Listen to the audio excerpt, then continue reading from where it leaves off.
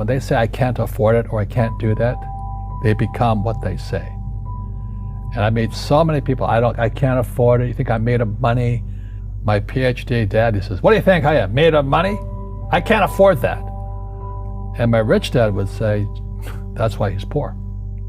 Poor people say, I can't afford it, I can't do that, I don't have time. Because it's an escape. It's an escape, you know what I mean? It's easy to say, I can't afford it. Oh, I'm too tired. Oh, I can't go to the gym.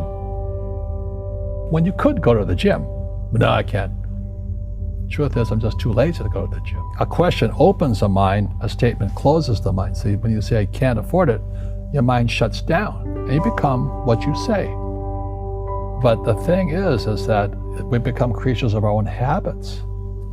And until we break the habit, we don't change. Poverty is passed on. It's taught in your families. And middle class is taught in families. And so the people right now who are sitting at home, who are struggling financially or worried about money or unhappy, they may be making a lot of money, but unhappy with what they're doing, it was probably taught to you. You know, your superego was taught, get a job, work hard, or you'll never be rich, or the rich are evil, or whatever. If you're poor, you'll always be poor. Just like most pro athletes, they make millions of dollars, and 65% are bankrupt 5 years later. It's because they come from poor families. Now you tell them that, they get very angry at you. It's not, it's the rich fault. You guys ripped me off, and the government ripped me off. But unfortunately, it's passed down genetically. That's the frightening thing. We've got to change what we teach our kids. So I remember raising my hand when I was 9 years old, talking to my fourth grade teacher, and I said, when am I going to learn about money? She says, the love of money is the root of all evil. We don't teach money at school. I said, why not? And she couldn't answer me, and she got very flustered. She says, go ask your father. He's my boss. So my father was the head of education, PhD, all that stuff.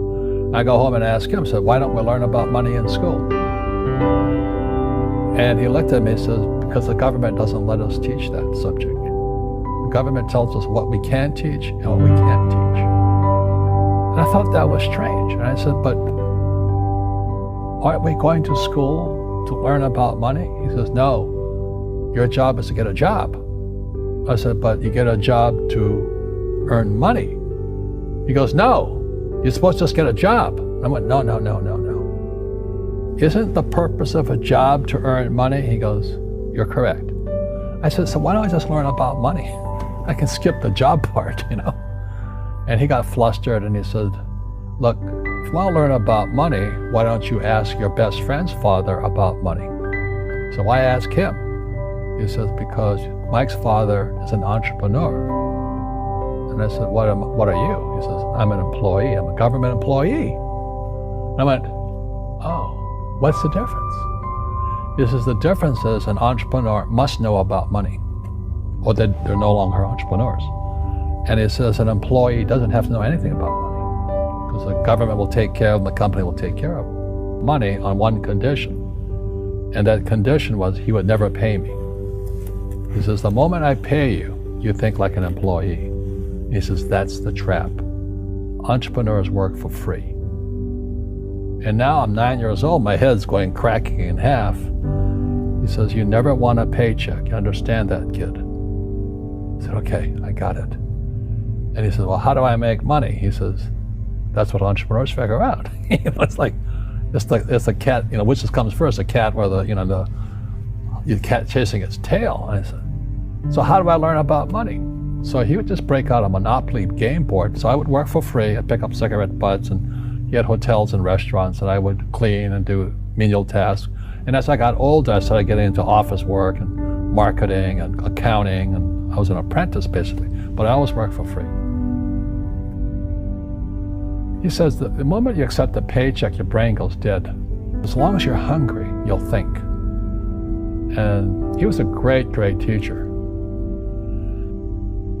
You see, most teachers in school, they're out of ethics. They teach subjects they themselves don't practice.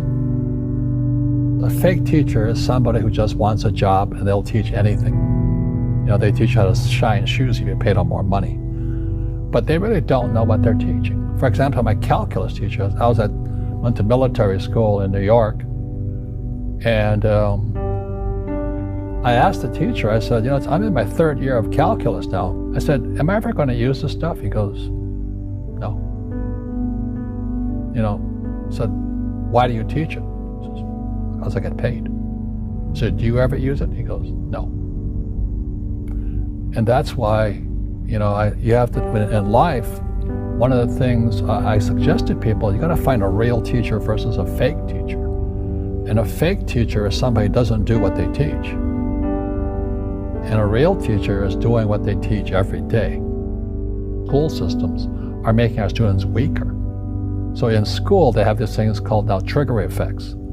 So you can't, as a teacher, you can't say anything that might upset the student. They don't want anything that might jar their point of view. So if I went into school, I'd be thrown out. I see people say, well, why don't you give the poor money? So the only problem with that is it just creates more poor people. You give a man a fish, you get a lot of people who want more fish, But you teach them to fish. We're more antagonistic, more antisocial. Social media is antisocial. That's the danger part. So the reason I'm speaking on spirituality, we got to evolve. It means meditation, it means yoga, it means praying, it means going to church, whatever it takes. But you got to get back to calm and peace and meditation. And it's going to be, as we all know, our banks have ripped us off immensely. They're just a bunch of crooks. I don't know how they can live with themselves. But the bankers rip off trillions and they get bonused in billions. Nobody goes to jail. That's the sickness of our society. So that's why I write about financial education. It's almost like self-defense.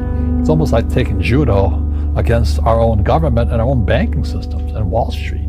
People who are afraid of making mistakes, like they teach in school, they don't ever grow. Because spirituality is there's good and there's bad, there's right and there's wrong, there's up and there's down. Most people only want to be right, they only want to be positive. Well, you can't have that, that's not reality. Every time I failed, it was like, good, I said, okay, what have I learned? And the average person, the reason they're poor is they haven't failed.